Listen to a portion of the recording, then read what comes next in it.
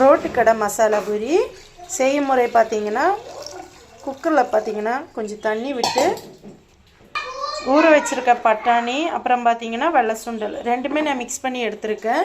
இது இந்த இதுலக்கு ஆட் பண்ணிக்கலாம் நம்ம. அப்புறம் பார்த்தீங்கன்னா ஒரு பெரிய சைஸ் உருளைக்கிழங்கு அதை கட் பண்ணி போட்டுக்கலாம். லைட்டாக உப்பு போட்டு நம்ம இதை வந்து ப்ரெஷர் விட்டுக்கலாம். ஒரு 6 விசில் விட்டுக்கலாங்க. நம்ம வந்து ப்ரெஷர் மூடி விட்டுக்கலாம். இது வந்து ஒரு 6 விசில் எடுத்து விட்டுக்கலாம். ஜாரில் பார்த்தீங்கன்னா ஒரு பெரிய வெங்காயம் கட் பண்ணி போட்டுக்கலாம். அப்புறம் பார்த்தீங்கன்னா ஒரு பச்சை மிளகா, ஒரு துண்டு இஞ்சி, ஒரு 5-6 பல் பூண்டு, கொஞ்சோண்டு புதினா இலை, மல்லி ரெண்டுமே சேர்த்து போட்டுக்கலாம். அப்புறம் ஒரு மீடியம் சைஸ் தக்காளிங்க, இதையும் இதில் போட்டு நல்லா பேஸ்ட்டாக அரைச்சி எடுத்துக்கலாம். நல்லா பேஸ்ட்டாக அரைச்சி எடுத்துக்கோங்க. இங்கே பாருங்கள், பேன் எடுத்து எண்ணெய் அதில் ஊற்றி லைட்டாக ஜீரகம் போட்டுங்க. அப்புறம் பார்த்தீங்கன்னா நம்ம அரைச்செடுத்த இதையும் இதில் ஆட் பண்ணிக்கலாம்.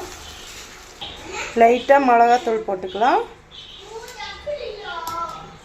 கொஞ்சோண்டு மஞ்சத்தூள், மல்லித்தூள் ஒட்டி,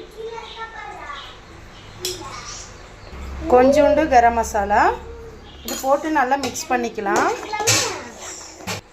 இந்த பச்சை வாசம் போகிற வரைக்கும் நல்லா இது வந்து ட்ரை ஆகிற வரைக்கும் கிளறி விட்டுக்கலாம். தேவையான அளவுக்கு கொஞ்சோண்டு சால்ட் போட்டுக்கலாம்.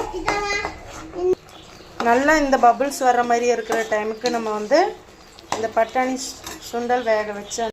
நம்ம வந்து ரெடி ஆயிடுச்சுங்க.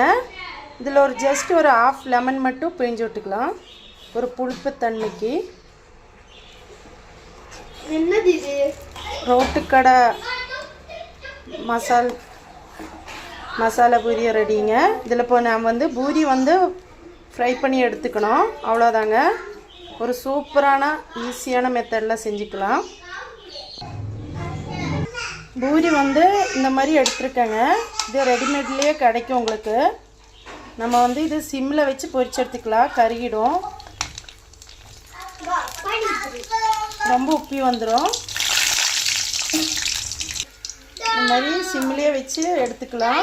கொஞ்சம் முருகலாக தான் இருக்கும். இந்த அளவுக்கு உப்பியான மசாலா பூரிங்க வீட்லேயே செஞ்சுக்கலாம்.